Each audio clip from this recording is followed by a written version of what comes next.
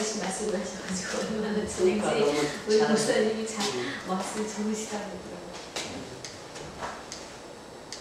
목사님, 우리 목사님이 빚을 갚게 해달래요. 저희 교회는 이번에는 막 사례하고 이런 걸 안 했어요.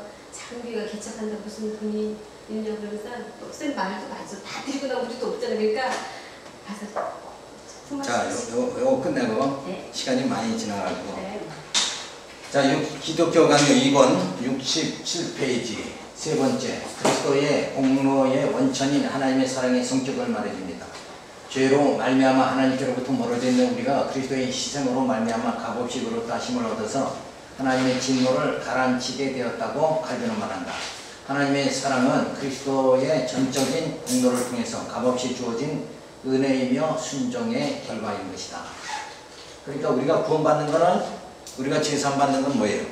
우리의 공로가 아니라 전적인 그리스도의 공로다. 여기에는 뭐 이의를 제기할 게 없죠. 네 번째, 그리스도의 공로에 대한 성격입니다. 하나님의 독생자께서 새로이 자신을 위해서 뭔가를 얻기 위하여 강림하실 필요가 어디 있단 말인가 라고 반문하면서 그리스도께서 취하신 공로는 우리로 하여금 본받게 하기 위해서 그리스도의 낮아지신 뒤에 그의 높아지심이 따른다는 사실을 보여주는 것이라고 증거한다. 그리스도께서 공로를 취하신 것은 무슨 명예나 영광의 부족함을 채우기 위한 것이 아니라 우리를 구원하시는 일에 자기를 낮추시면서까지 온전히 헌신하심을 보여주기 위함이었다고 말한다. 따라서 그리스도의 구속사역은 방법상의 목적으로서 하나님의 자기 계시의 수단인 것이다. 자, 예수님께서 이 땅에 오셔서 모든 사역을 하신 것은 당신이 무엇인가 부족해서가 아니다. 원래는 영광의 보좌에 계시던 분인데 낳고 천한 이 땅에 오신 이유는 뭐예요? 무슨 더 영광을 취하려고 그러는 것이 아니라 우리를 위해서, 우리의 모든 죄를 다 사해 주시기 위해서 예수님이 이 땅에 오신 것이다. 그래서 그리스도께서 공로를 취하신 것은 무슨 명예나 영광의 부족함을 채우기 위한 것이 아니라 우리를 구원하시는 일에 자기를 낮추시면서까지 온전히 헌신하심을 보여주기 위함이라고 말한다. 따라서 그리스도의 구속사인 방법사인 목적으로서 하나님이 자기 계시의 수단인 것이다. 그러니까 예수님이 이 땅에 오신 것은 온전히 뭐요? 예수님 자신을 위한 것이 아니라 하나님이 작정하신 것. 그 작정이 뭐냐면 당신 택한 자들을 구원하시는 거죠. 그러기 위해서 우리의 죄를 다 사해 주시고 우리를 구원해 주시기 위함이다. 그러니까 하나님의 그 공의를 만족해 하기 위함이다. 이렇게 봐야 돼. 그 하나님의 공의라는 게 뭐냐면 죄인은 죽는 거고 의인은 사는 거잖아요. 그죠? 의인은 그런 하나님의 공의가 충족되려면 일단은 우리 택한 백성들이 지금 죄 가운데, 아담의 후손이 다 죄 가운데 빠졌잖아요. 그렇다고 보면 우리는 어떻게 돼야 돼? 죄값으로 다 멸망당해야 된다 이거예요.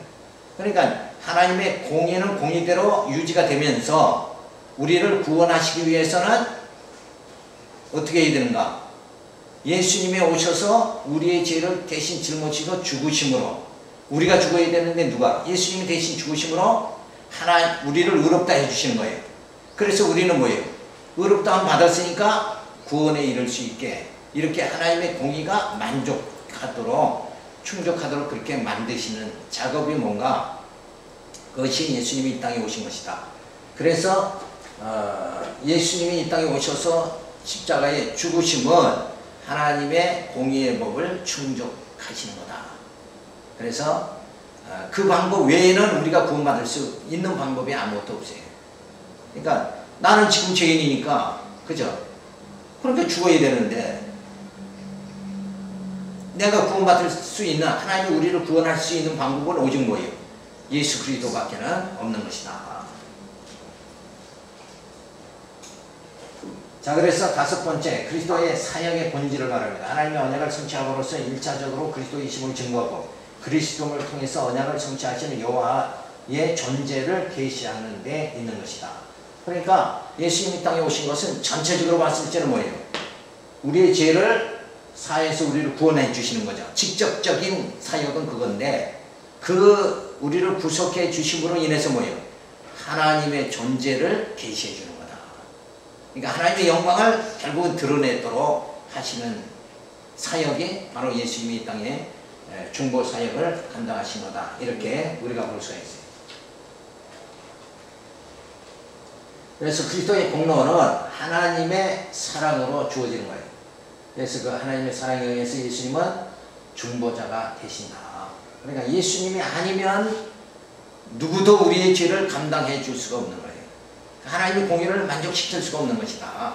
그러니까 오직 중보자는 누구뿐이에요? 예수뿐이다. 여기서 이 말을 강조하는 이유는 뭐예요? 예수 말고도 중보자가 있다 이렇게 하는 사람이 있다. 그게 어디예요? 카톨릭이잖아요. 신부가 고해 성사하면 내 죄를 사하노라. 성부와 성자와 성령의 이름으로 내 죄를 사하노라. 그러니까 그 죄를 사는 게 누구 자리예요? 지금 중보자의 자리를 로만 카톨릭에서는 신부가 대행한다 이거예요. 그러니까 여기서는 우리의 진짜 죄를 대행하실 수 있는 분은 오직 예수 그리스도뿐이다. 이거를 칼빈은 강조하는 거예요. 그래서 이 중보자가 되심을 예수님은 기쁘신 뜻대로 하나님의 기쁘신 뜻대로 중보자가 됐다. 그리고 이 중보자로 지명하신 분은 바로 예수 그리스도뿐이다. 중보자의 역할을 담당하게 해주신 분은 오직 누구예요? 예수 그리스도뿐이다. 그러니까 다른 말로 하면 아까 같이 신부는 아니다, 교황은 아니다 이런 말이 주어진 거예요. 그래서 이 중보자는 희생을 하게 되죠. 그래서 십자가에 제물이 돼서 죽으심으로 우리의 모든 죄를 제거해 주셨다. 그러면 자, 신부가 무슨 희생을 해서 우리의 죄를 사해 주는 거냐? 그죠? 죄값을 우리 예수님은 내 대신 십자가에 죽으시는 그 고통을 당하시죠. 그런데 신부는 우리를 위해서 고통을 당했느냐? 그게 아니잖아요.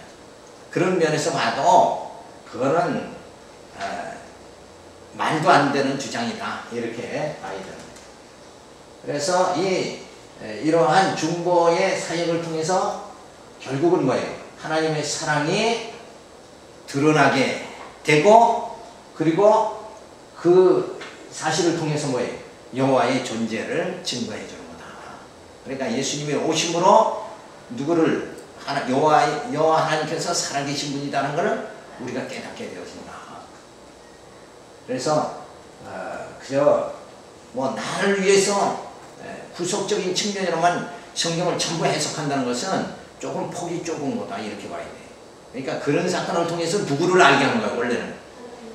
하나님 아버지를 알게 하는 거야. 당신 알게 하려고 누구도 보내? 예수도 보내고 우리를 타락한 우리를 다 죄를 사함도 받게 하고 그죠? 교회를 세워가지고 성화의 생활을 하게 하고 이런 모든 것이 결국은 누구를 알게 하는 거예요?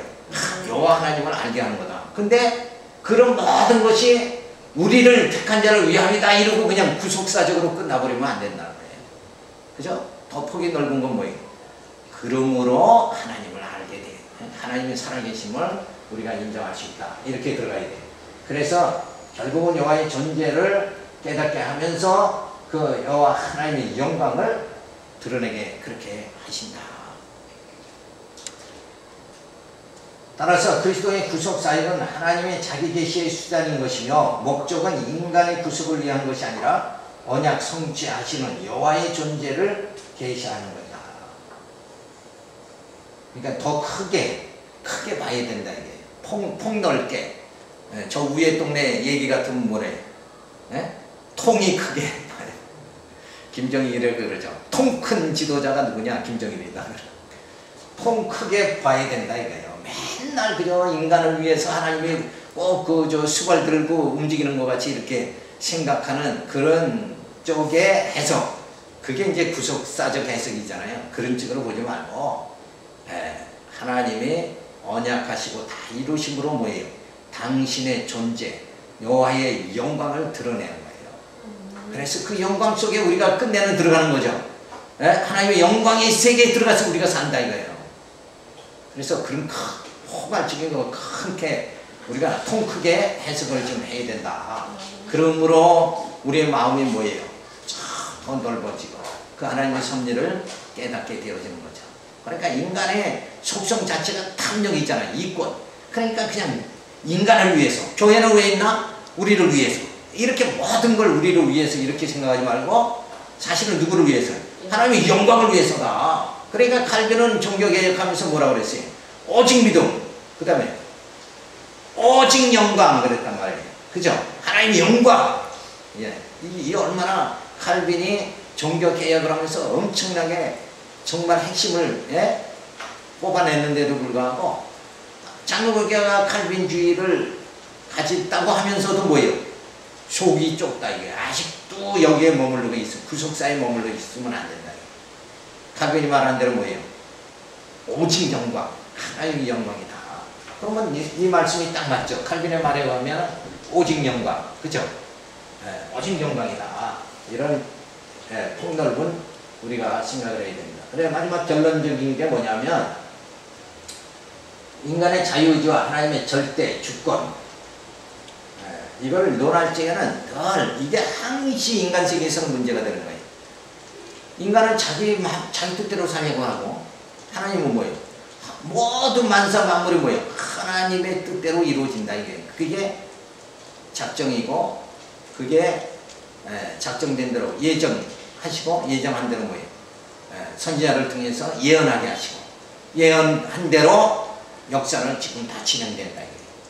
그래서 예수님이 선지자들이 예언한 대로 예수님이 오시고 메시아가 오고 그 다음에 예수님이 약속대로 보혜사 성령이 오고 그리고 교회가 세워지고 말씀으로 교회를 통해서 진리로 양육하는 이런 역사가 주어진다.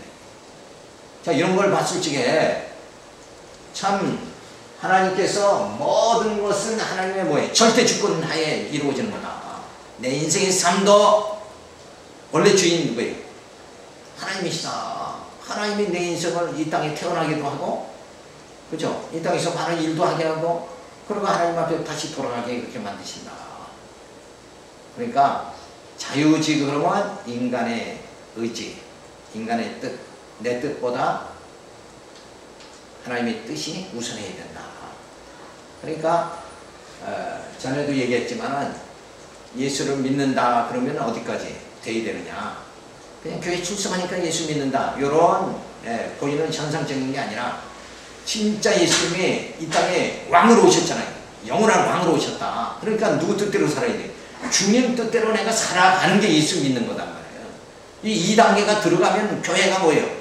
전부 주님 뜻대로 지도자나 온 성도가 주님 뜻대로 살아가려고 하는 그런 마음을 가지면 뭐 교회가 얼마나 평온하고 진짜 교회가 뭐예요? 지상천국이 이루어지지 않겠느냐. 그래서 절대주권과 자유의지는 상대관계로서의 상호 간에 양립될 수 없는 개념이다. 그러니까 하나님은 당신 마음대로 하고 인간은 또 자기 뜻대로 하려고. 그것이 뭐냐면 아담이 선악과를 따먹는 거죠. 선과 악의 판단을 할 수 있는 선악과를 따먹으면 그걸 판단할 수 있다. 그러니까 그 말은 무슨 말이냐면 아담이 하나님이 싫어하더라도 자기가 좋으면 그냥 해버린다 이거예요. 그런 단계로 들어가 버리니까 하나님께서 뭐예요? 저주해버리고 이 땅에 고통을 받게 만드신다. 그러니까 오직 뜻은 뭐예요? 절대의지 하나님 한 분뿐이다 이거예요. 그분께서 모든 역사를 시작하시고 창조하시고 섭리하시고 심판하신다. 그런데 우리는 그런 엄청난 창조, 섭리, 심판의 역사가 이 역사 전체가 하나님의 주권, 하나님의 자유의지에 의해서 흘러가는 거잖아요. 토기장이가 귀한 그릇을 만들든 천한 그릇을 만들든 토기장이에 의해서 역사가 진행되는데 불구하고 인간은 뭐예요? 그래도 인간이 해야 된다. 인간이 정의사회를 구현해야 되고 복지사회를 건설해야 된다. 그죠? 그리고 평등사회를 구현해야 된다. 이게 칼막스의 사상 아니냐. 그래 공산주의가 생긴 거 아니에요. 그러니까 인간은 부단히 어떻게 바벨탑을 쌓고 하나님의 그 절대 뜻, 절대 의지에 도전하려고 하는 게 인간의 사상이다. 그래서 우리가 신앙생활하면서도 항시 그저 주님 뜻대로 살아야지 이렇게 생각하는 게 아니라 내가 좋은 대로 자꾸 살려고 그러잖아요. 그런 게 근본적으로 해결이 되어져야 되죠. 그래서 자유의지와 절대주권 이런 것을 우리가 이 시간에 상고하는 이유가 뭔가, 이것만 분명히 깨달아도 뭐예요? 완전히 주님께 의탁하고 살아갈 수 있는 신앙의 기초가 세워진다. 자기 의지가 강하고 자기 뜻이 강하고 이러면 결국 하나님과는 점점 거리가 멀어지는 거다. 그러니까 우리의 신앙생활은 뭐예요? 말씀대로 살아가야죠. 그러니까 그 말씀대로 살아간다는 건 뭐예요? 요 자유의지를 얘기할 적에는 요 자기 뜻이 어디냐 하면 인간의 자기 뜻이라는 건 뭐예요? 어디서 만들어지냐 하면 자기 이성과 경험에 의해서 만들어지는 거란 말이에요. 그렇죠? 그러니까 자기 경험한 대로 판단하고 살아가는 거예요. 그게 아니라 그 판단이라는 건, 인간의 경험이라는 건 오류가 자꾸 나죠. 그러니까 그 판단에 의해서 살아가는 것이 아니라 뭐에 의해서 살아가야 돼요? 말씀, 진리죠. 진리는 영원한 거죠. 영원히 변치 않는 불변의 진리인 하나님의 뜻으로 기록된 말씀, 그 말씀에 의해서 판단하고 우리가 영적 생활, 신앙생활을 해나가고 가정생활을 해나가고 개인 인생관, 역사관을, 내세관을 가지고 살아가야 된다. 그 인생관, 역사관, 내세관의 뿌리는 뭐가 돼야 돼요? 그 기초는 말씀이 돼야 된다. 그죠? 말씀이 돼야 된다. 그러면 인간의 이성과 경험, 이것에 의한 쪽으로 들어가면 뭐예요? 인간의 자유의지 쪽으로 자꾸 빠진다. 인간의 경험을 내세우고 인간의 이성을 내세우고, 그죠? 그러면 자꾸 자유주의, 인간 자유의지로 빠진다. 그런데 말씀대로 우리가 살아가려고 힘쓰면 뭐예요? 하나님의 뜻, 절대의지 쪽으로 우리가 향하게 되어진다. 이런 걸 알 수가 있어요. 그래서 이는 하나님께서 절대 주권을 보유하고 계신다면 인간에게는 자유의지가 존립할 수가 없다.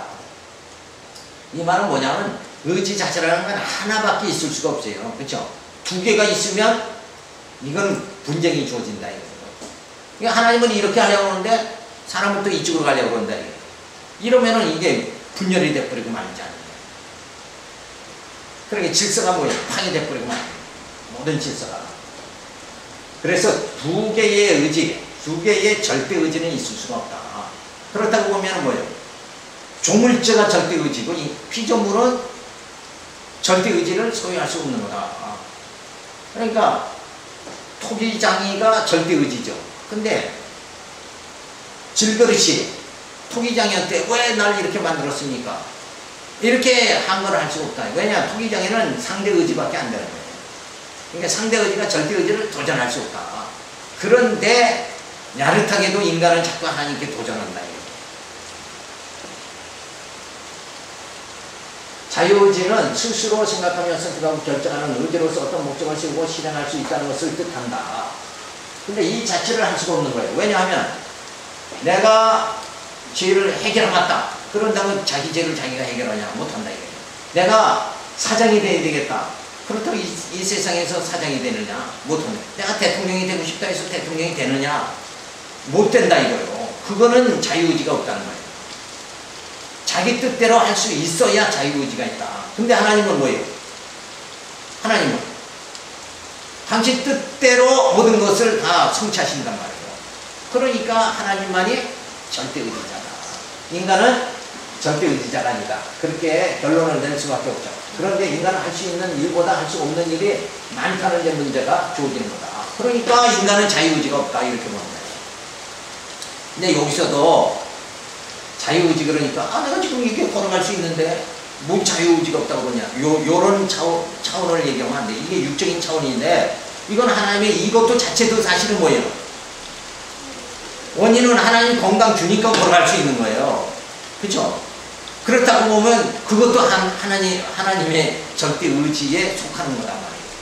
근데 이런 육적으로 내가 뭐 먹고 싶을 때 먹고 마시고 싶을 때 마시고 이런 자유가 아니라 영적인 자유를 우리가 더 말을 하는 거죠.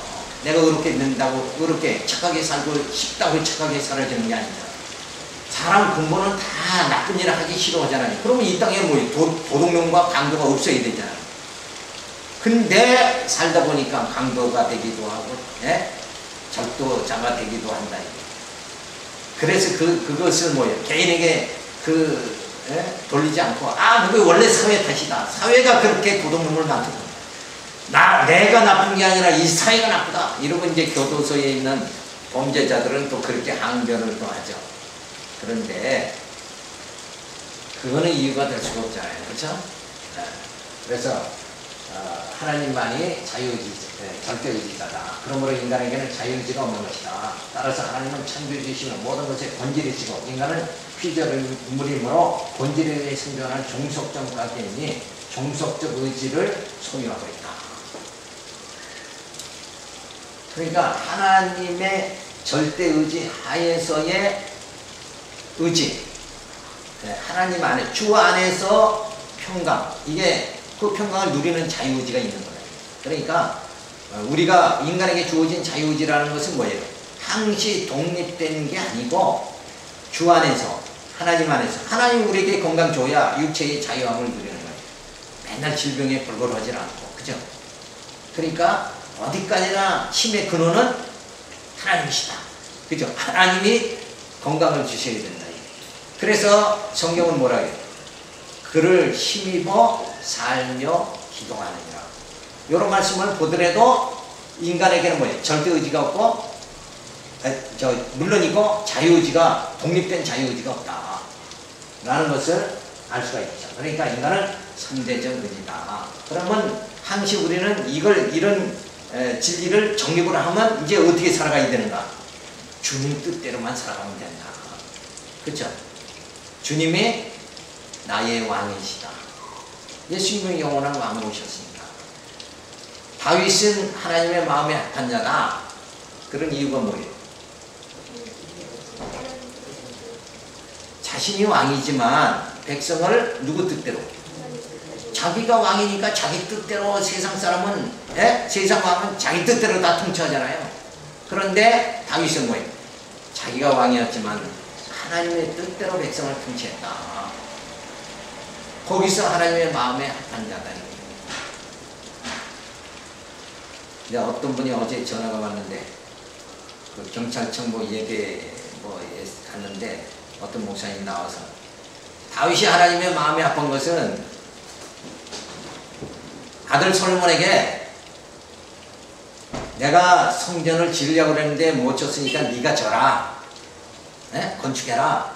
그래서 다윗은 하나님의 자기가 지려고 그러진 않고 아들에게 지라고 했다. 그래서 마음에 합한 자다. 이랬다고 그래서, 그 유명한 목사가 왜 그렇게 성경을 모르냐.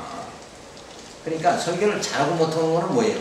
우선 논리가 맞아야지. 성경하고는 이 전체적인 하나님 섭리하고는 거리가 굉장히 멀잖아.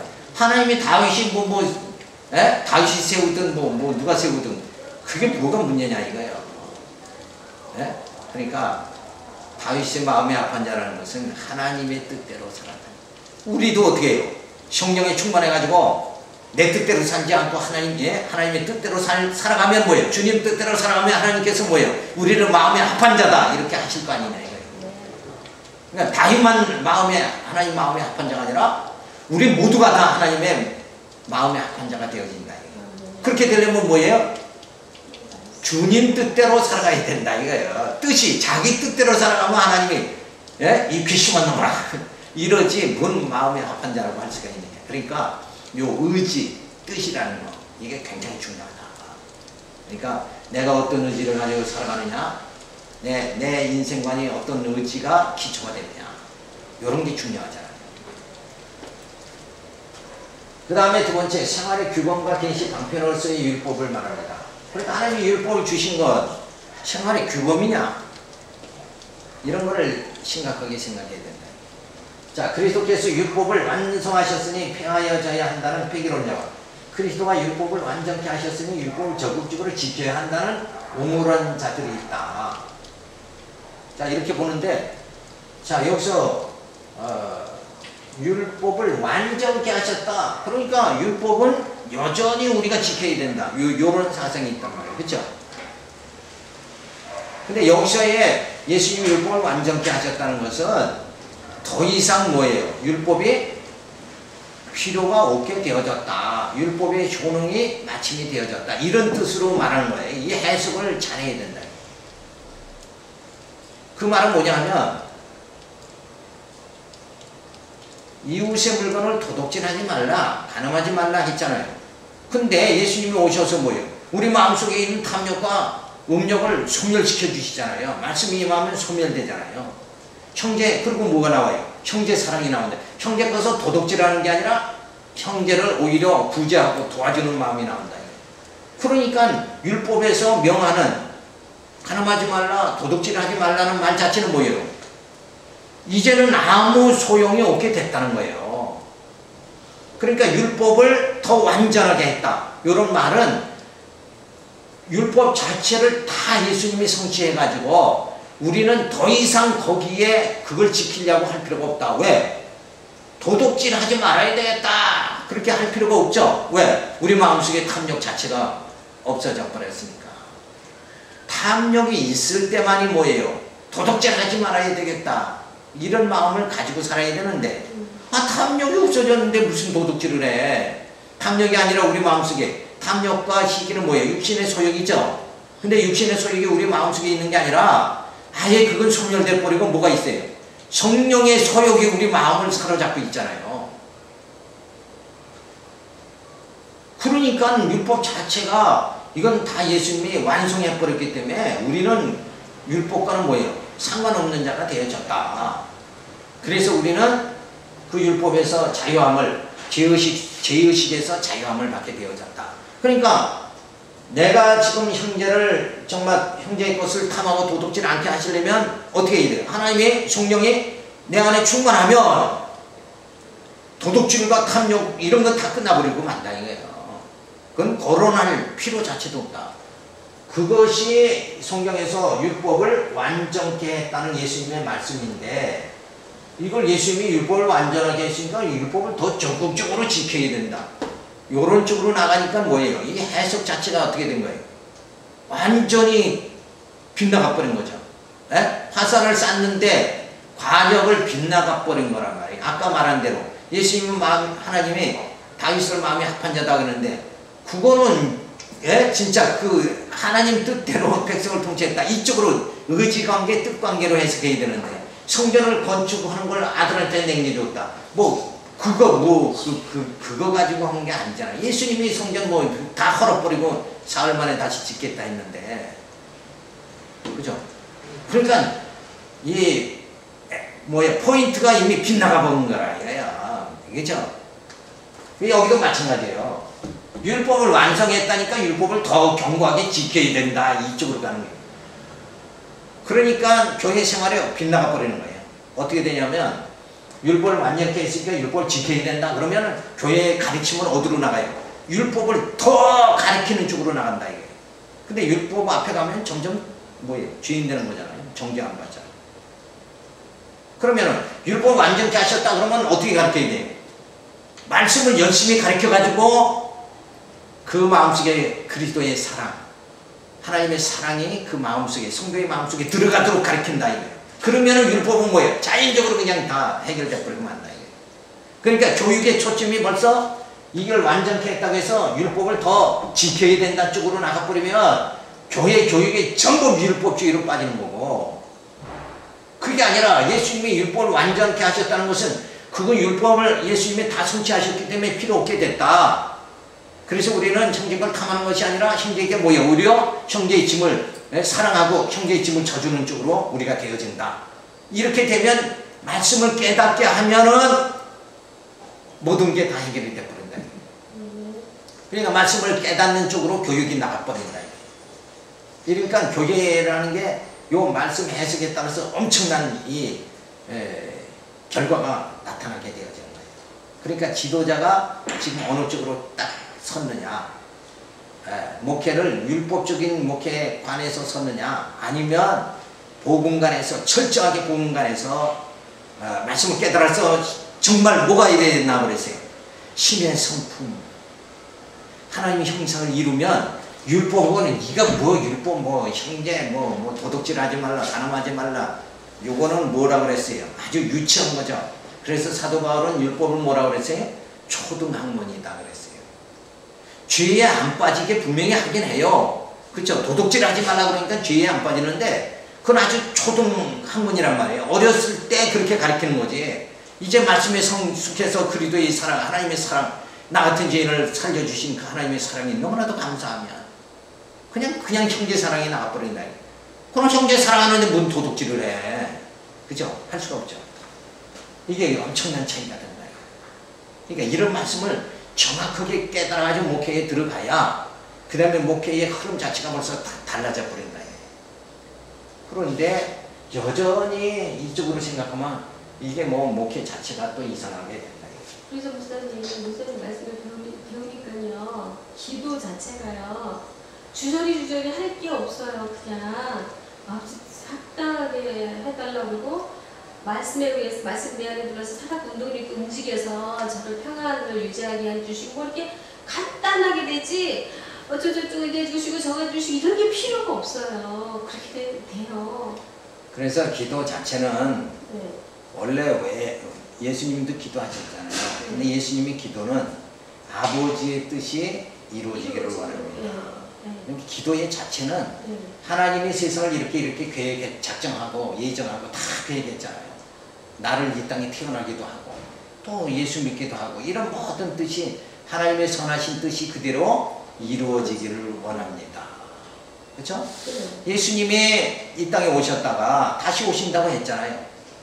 그러면 주님이 다시 오시기를 속히 오시기를 소원합니다. 이런 게 기도란 말이에요. 그죠? 하나님의 뜻이 그대로 이루어지기를 원합니다. 이런 간절한 그 소원, 이런 게 기도가 되어야 된다. 그래서 어느 장모님을 이제 80이 넘으셔서 아프셔요. 근데 목사님도 육신의 장목을 벗는 날은 그 아프다고 걸 괴로워하는 게 아니라 벗고 이제 하나님 나라 가는 걸 소망하는 그런 기쁘고 즐거운 마음이 돼야 되잖아요. 근데 그 병실에 가서 기도할 때 막 그런 쪽으로 기도하기가 참 어렵지. 조금 어색하더라고요. 돌아가시길 바라는 것도 아니고. 그래서 야, 이 기도는 참으로 조심스럽게 하지만 그의 마음속에 하나님 나라에 대한 소망을 가질 수 있는 그 기도만 해줘야지. 그렇지. 이게 뭐 낫게 해주세요 이런 거 하나님의 뜻이 어딘지 모르잖아요. 그러니까 이분을 통해서 하나님의 뜻이 나타나기를 원하고 이분의 마음이 하나님의 뜻과 하나 되기를 원합니다. 이런 기도뿐이 안 되더라고요. 그러니까 그 인간은 하나님의 원뜻이 뭐냐면 큰 뜻은 인간은 태어났다가 나이 먹고 늙고 쇠하고 죽는 게 하나님의 법칙이요. 그게 하나님의 뜻이요. 그런 뜻 가운데 이제 우리가 육신의 몸을 벗고 하나님 나라 영원한 세계로 들어가잖아요. 그러니까 육신적인 면에서 또 그렇게 기도할 수 없으니까 소망에 대한 기도. 그죠? 부활의 소망. 내세에 대한 그렇더라도 소망. 이 부활에 대한 소망만은 그렇죠. 해야 되겠더라고요. 우리가 이렇게 다 육신적으로 약해지지만 우리에게는 하나님께서 더 좋은 부활의 몸, 영원한 그 세계를 우리에게 주십니다. 소망을 가지세요. 꿈을 가지세요. 이렇게 우리가 기도하는 거예요. 그러니까 굉장히 업그레이드 된 것 같은 느낌 있잖아요. 그죠? 근데 왜냐하면 그게 성경이 전체적으로 보고 그게 뭐냐면 하나님의 섭리, 이런 하나님의 역사, 이 전체를 바라보니까 자연적으로 그런 기도가 되어진단 말이에요. 그렇지 않으면 그냥 막 90이다 그러면 한 100살까지 살게 해주세요. 이렇게 기도해, 육신적으로는 그렇게 가서 기도할 수밖에 없잖아. 그죠? 근데 이제 우리가 이런 폭넓게 이런 의미에서 자꾸 이렇게 생각을 넓히고 그래서 그러면 인생이 흔들리진 않는 거예요. 그죠? 경고하잖아요. 그 소망의 날 주여 어서 오시옵소서. 요한계시록에 그랬는데 그게 뭐 괜히 한 말이 아니잖아요. 사실은 이 시간 세계가 벗어나면 영원 세계가 속히 오기를 간절히 소원하는 우리가 다 우리의 소원이 바로 그거 아닙니까? 우리 민족의 소원이 남북통일 아니에요. 우리의 믿는 자의 소원은 뭐예요? 주님의 세계가 빨리 오기를. 그래야 이 고통 많은 이 세상이 벗어나니까. 그죠? 목사님 그리고 업장에 가가지고 기도할 때 보통 목사님들이 장사 많이 잘 되게 해주셔서 11조도 많이 되게 해주시고 막 이러잖아요. 근데 그런 기도도 좀 그렇지 않아요? 그래서 저는 방언으로 소리내서 하는 기도 말고는 방언으로 할 수밖에 없어요. 제 뜻대로 구할 수가 없더라고요. 근데 이제 하나님이 뜻하시면 이 사업을 이제 부흥케 하셔서 하나님의 뜻을 더 드러내게 해 주시옵소서.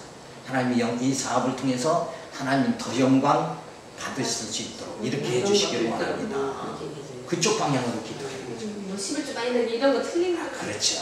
근데 목사님 거의 그렇게 기도하셔요. 그러니까 육신적인 쪽으로 거의 나가는데 실제는 뭐예요? 그게 다 하나님께 영광 주는 거 아니에요? 하나님께서 나를 쓰시려면 흥하게 하시는 거고, 그죠? 그래서 더 진짜 부흥케 하셔가지고 하나님의 일을 막 하나님께서 이루어 나가신다 이거예요. 그죠? 그러면은 자연적으로 뭐예요? 그 축복 기도가 되는 거지. 그죠? 자, 그 다음에 보면 칼빈은 율법의 계명, 율례, 규례 중에서 계명을 성도생활의 규범으로 지태하여 도덕법으로 명명하여 지킬 것을 강조했다. 그러나 성도생활의 원리는 율법이 규범에 의한 것이 아니라 그리스도의 법인 사랑에 의해 강권함을 받아 여호와 하나님을 경외하는 데 있는 것이다. 육신의 소욕에 의해 사는 자는 규범에 의한 생활이 주어지나 성령의 소욕에 의해서 살아가는 자는 언약의 백성들은 그리스도의 십자가를 통한 하나님의 사랑을 깨닫고 살아가게 되는 것이다. 성도의 생활 원리는 법적인 제자나 규칙에 의해서 행동하는 것이 아니라 머리 대신 그리스도의 형상을 닮아가는 데 있다. 그리스도를 통하여 하나님의 존재를 깨닫고 내면적인 변화에 따른 자유롭고 자연스러운 태도를 뜻한다. 따라서 영적 내면 세계의 성숙도에 따라서 고상한 성도의 생활이 주어지는 것이다. 그러니까 초등학문이 율법에 의해서 이웃을 사랑해라, 도둑질을 하지 말라, 간음하지 말라 이런 수준이 아니라 이제 우리의 심령이 뭐예요? 성령의 인도함을 받게 되어졌으니까 성령의 충만함이 주어지니까 어때요? 성령께서 나를 하나님의 선하신 뜻대로 살아가도록 막 이끌어 주신다. 그러니까 내가 거룩한 생활을 하고 못하는 건 뭐예요? 누가 하는 거예요? 내가 하는 게 아니라 성령이 내 안에 성령이 충만하면 나는 하나님의 뜻대로 살아가는 거고 내 안에 육신의 소욕이 가득 찬단 말이에요. 탐욕이 가득 차면 욕심이 가득 차면 그 육신의 소욕으로 살아갈 수밖에 없는 거 아니냐. 그러니까 율법에 의해서 성도 생활의 규범이 주어지는 게 아니라 실제로 뭐에 의해서? 성령에 의해서. 그죠? 성령이 나를 하나님 뜻대로 살아가게 한다. 그러니까 그걸 뭐라고 그러냐면 그리스도의 법이다. 새 계명에 의해서. 그 새 계명은 뭐예요? 예수님이 성령을 보내가지고 우리를 신의 성품에 이르게 하시는 거예요. 그럼 우리 심령이 신의 성품에 이르게 되니까 자연적으로 뭐예요? 하나님 뜻대로 살아갈 수 있는 그런 생활이 주어져요. 그래서 형제 사랑이 주어지는 거예요. 그래서 믿음의 역사와 사랑의 수고와 인내와 소망을 가지고 살아가게 되어집니다. 세 번째는 인간의 구원과 그리스도의 증거의 계시사입니다. 특별 계시인 성경에서 하나님의 존재를 알게 하기 위한 계시의 절정은 바로 그리스도이시다. 그리스도가 계시의 절정이란 말은 그리스도를 통해서 하나님의 영광을 확증시켜 주신다는 말로서 그리스도로 말미암아 하나님을 알게 된다는 뜻이다. 그리스도의 구속 사역은 인간의 구원 자체를 목표하는 것이 아니라 구원의 언약을 성취하는 방법이냐 그 궁극적인 목적은 하나님의 영광을 계시하기 위함이다. 그러니까 아까 말한 그대로예요. 그죠? 인간 구속은 직접적인 사연이고, 그죠? 직접적인 하나님의 사역인데 그 사역을 통해서 궁극적으로 나타내려고 하는 건 당신의 영광. 그 사건을 통해서 하나님의 존재, 사랑이심을 우리를 하여금 깨닫게 만드시는 거예요. 그래 구속사는 분명히 성경의 쟁점이며 중요한 부분이다. 그러나 성경의 원리와 계시의 목적에 충실하지 않고 인간의 구원을 위한 단면에 집착한다면 신학의 본질을 모독할 수 있다. 성경은 오직 그리스도에게만 집약되어 있으며 그리스도는 하나님의 존재를 증거하기 위해 오신 것임을 간과해서는 안 된다. 그러니까 예수님이 이 땅에 오신 건 우리를 언약의 백성을 구원하는 게 직접적인 목적이지만 더 큰 궁극적인 목적은 뭐냐? 하나님의 영광을 드러내는 하나님의 존재하심을 드러내서 그 하나님을 뭐예요? 우리가 경외하고 그 하나님만 섬기게 만들어 주시는 거다. 근데 구속사가 끝나고 그러면 그냥 나를 하나님 보내주셔 감사합니다 이걸로 그냥 끝나버린다 이거예요.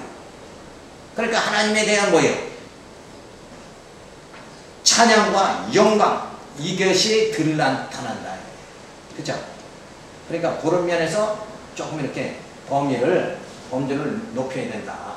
그래서 9번 사역에 대한 이해를 보면 9번에서 가톨릭주의, 자유주의, 보수주의 성경신앙이 있는데 구속의 근거는 가톨릭에서는 계명, 상성, 번학의 표현이고 자유주의자들은 율법 선택의 증거적 자원인 이렇게 보는 거죠. 그다음에 보수주의는 복음, 타락한 인간의 구원, 인간의 구원에 초점을 맞추는 거예요. 그 다음에 성경신앙에서는 신존재 증명이다. 원래 하나님은 당신 드러내는 그런 역사다. 그래서 구속의 주체는 선행의 표준인 그리스도, 자유주의에는 도덕적 표준인 그리스도, 구속의 표준인 그리스도. 하지만 사실 하나님을 알게 해주는 계시의 방편인 그리스도다. 이렇게 보는 거예요. 그 다음에 구속의 조건은 믿음, 성례, 선행 이렇게 보고 자유주의자는 인간의 결단이라고 보지만은 보수주의는 믿음의 결과, 성경 신앙에서는 선택의 결과다. 이렇게 보는 거죠. 자, 그래서 하나님이 나를 선택했으니까 내가 구속받는 거다. 택한 자가 아니면 구속받지를 못하잖아. 자, 그러면서 구속의 성경은 공로적 선행의 결과, 자율적 만남의 결과, 전제적 믿음의 결과, 주권적 선택의 결과다. 성경은 이렇게 보는 거죠. 그러니까 인간의 어떤 공로적 선행에 의해서 저 사람이 착하게 살 것 같으니까 하나님이 언약의 백성 삼아서 구원했다. 그러니까 인간의 어떤 측면에서 좌우되는 게 아니라 하나님이 주권적으로 우리를 언약 백성 삼으셨고 구속도 뭐야? 하나님이 주권적으로 행하신다. 그러니까 원래 우리는 죄로 죽었던 자잖아요.